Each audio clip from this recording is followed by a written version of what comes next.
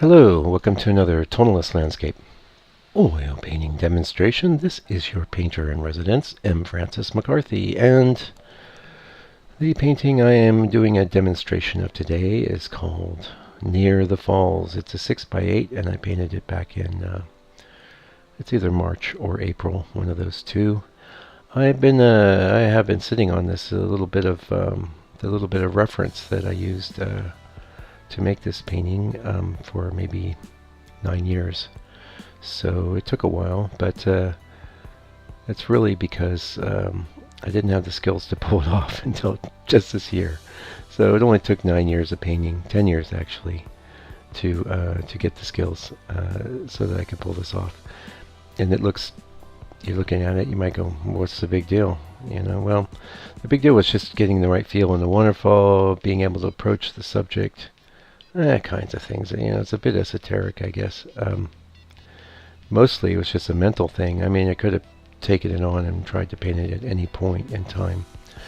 I will be popping this in my store, so if you like this little painting, it'll be there at a good, fair price, and would look great in your home. Yeah.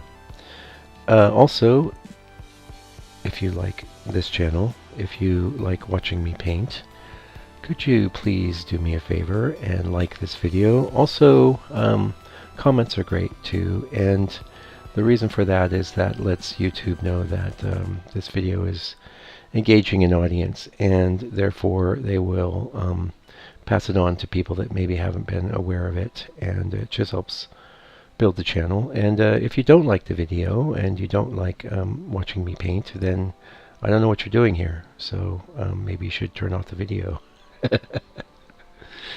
Anyway, moving on. Like the video, it's in the store, and there you go. Getting into the actual painting itself a bit, it's painted on a burnt umber background. The drawing portion or underpainting is done with some black, mostly thinned with my medium, which is Archival brand Odorless Lean. And that's an alkoid medium, so it's a quick dry. Basically, though, it's cool because it really just works just like linseed oil would. The difference is that the linseed oil will take 4 or 5 times longer to dry. So I've always worked with alkoids ever since I started painting. Because some of my earliest attempts at painting were when I was a teen, and I was so frustrated by how long it took the paint to dry. That I basically got demoralized. I stopped doing it altogether, and and then there was the fact I didn't have a clue what I was doing. So, but I didn't like the slow drying. So when I decided to get back into oil painting, saying back in 2009, late 2008, I just started with liquid, and these days I've moved on to the Archival brand because it's more cost effective and it works real well. So you can see it just painted in the sky, and it's if you saw the photo of the painting coming into the video, you can see that this is a little bit lighter and brighter, and it's important to make things a little lighter and brighter than you want them to be if you know you're going to be glazing. It's easy to forget to do this, and what will happen is you're going to have a bunch of paintings that look very dark and almost tobacco stained. You really don't want that. A lot of paintings will take on that characteristic over time on their own, especially when subjected to, a lot of pollutants in the environment and things like that. Or one of the main culprits of that will be varnish that yellows over time. I personally don't varnish my work, but it's okay if someone buys the painting and wants to varnish my piece. It's totally fine with me. That's their call.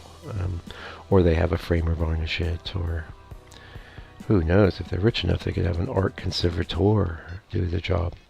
The nice thing about varnish, though, is that you can remove it, and whereas with the I usually give my paintings a little quick pass of liquid because I like the satin quality.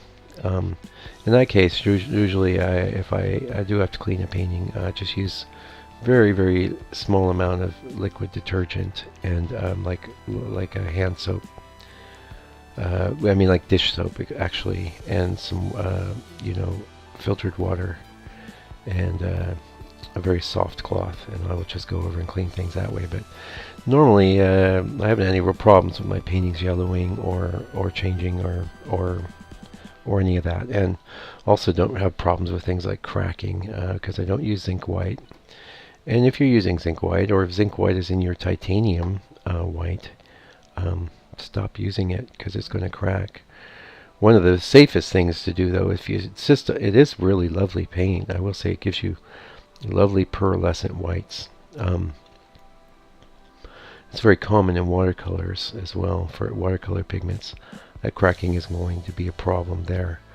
But I've seen so many paintings that had the zinc white in it crack. And getting to what I was going to say, if you are using zinc white, make sure you're painting on a panel, not on a canvas, because 90% of the cracking you'll see in paintings is because they were painted on canvas. And what happens is the fabric expands and contracts over time with changes in temperature and humidity. These cause the cracks because the paint layer is basically sitting on top of something that's in a state of flux. Not saying don't paint on canvas. Lots of people paint on canvas, but in many ways it's sort of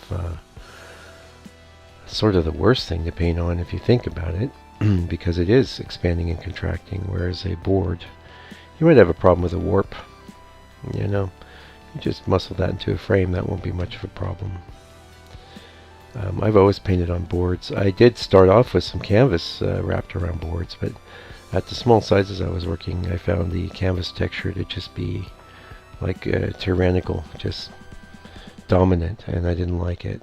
So a big part of my process over the years has been coming up with textures that I did like on the board. Sometimes I would paint on a wood grain board, like a laminate over MDF. These days I just work on MDF that's been textured with gesso. And there is a one of the big requests I get from people is to let them know how I do my texturizing process, and there is a video on my channel. You can get to the channel directly by clicking on my name, and if you look, I think it's in the it would be your right hand side. At the top you'll see a little like a magnifying glass, to indicate that you can search the channel. There you can get into just type the word board and you'll get the board prep videos, and there's two there. There's my earlier process and then my refined process, and I'm happy to share it with the world because it took me a lot of effort to get something that I liked, and if I can save someone else a little bit of time there, I'm happy to do it. In fact, I'm pretty happy to share almost any aspect of my process with you. Some people could say that's not the right thing to do, but on the other hand, I feel like a lot of artists helped me out. One of the main guys that helped me out was Stapleton Kearns. He has an amazing blog, which you haven't read. I recommend if a painter's starting out, just go back to the earliest days of the blog. He hasn't kept it up for a long time, but the reason he stopped keeping it up is because he said everything that he had to say about landscape painting on that blog. It was an invaluable source of information for me, and I've always been exceedingly thankful to him for doing that. And he didn't have to do that. He didn't have to share like that, but it helped me out, and it inspired me back when I was looking at the 100 days of tonalism, with all the studies of the past masters that I'd done. I was just going to roll it all out in a blog post. I had videotaped everything, but I had in my mind at some point to just sell videos of my painting or whatever, but I was very torn. I kept going back and forth for about a week or so, and then I decided, heck with it. I'm just going to put the videos up for people. I mean, as a painter, you need to decide. I mean, are you going to be very closed with the information that you've learned, or are you going to be open? I believe in being open. I believe in helping people and paying it forward. And that's just why I do this. Yeah. Now, granted, I could be giving you even more free education than you get here, but I will say, if you go through all 500 videos on my channel, there's probably no aspect of landscape painting that I haven't discussed at length and repeatedly. But don't make it that easy for you. You're gonna have to. It's a nugget here and a nugget there. At some point, I am maybe hoping to either work on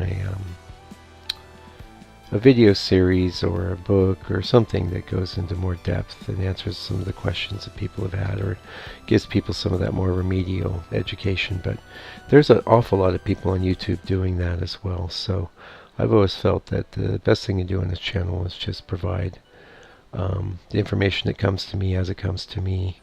And if you have a question, you can drop me an email or you can ask in the comments.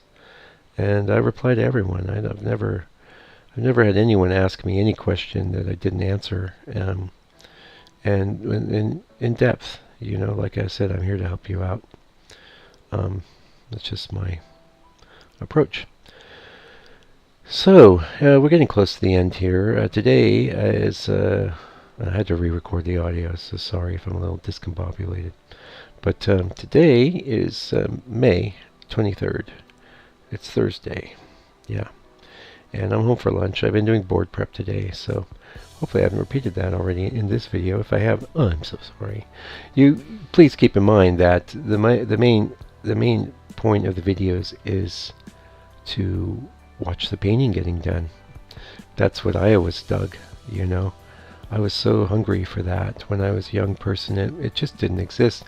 The only thing we had was Bob Ross, and he was on Channel 9 in the Bay Area where I'm from. And that was pretty sporadic. And, I can't say I totally loved all the work he did. I do like Bob Ross's, what he does, but it's a bit thrift store, But these days you can find anyone doing almost any style of art on YouTube.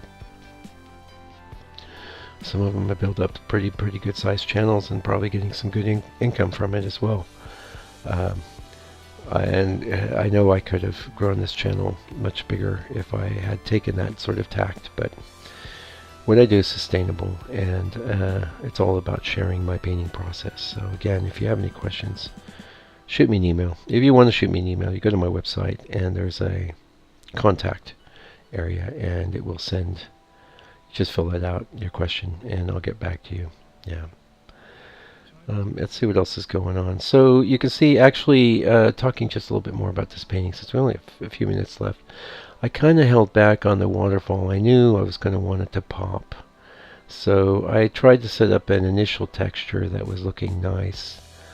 But I knew that as I finished the painting that I would have to bring it up a bit. And you can see that's what I did. And then some little glints in the water, and it's a nice painting. And I think one of the reasons I avoided waterfalls for so long is it was such a cliche when I was a kid, paintings of waterfalls. So this is one of the reasons I avoided sunsets and things like that for so long as well. But now I do sunsets and I do waterfalls. So there you go.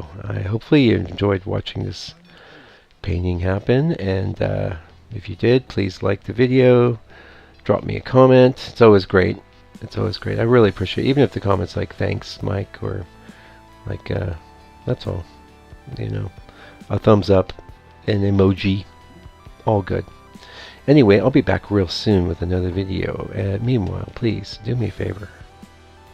Take good care of yourself and stay out of trouble.